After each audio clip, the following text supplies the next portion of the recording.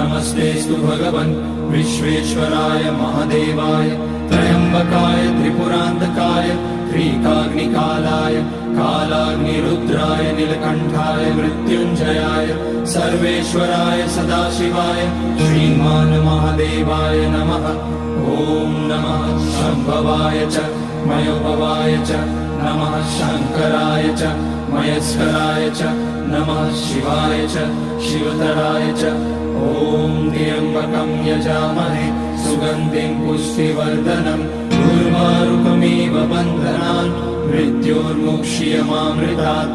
नागेन्द्रहाराय त्रिलोचनाय भस्माकराय महेश्वराय नित्याय शुद्धाय दिगम्बराय तस्मै नकाराय नमः शिवाय। मन्दाकिनी सलिलचन्दन चर्चिताय नन्दीश्वर प्रणतनाथ महेश्वराय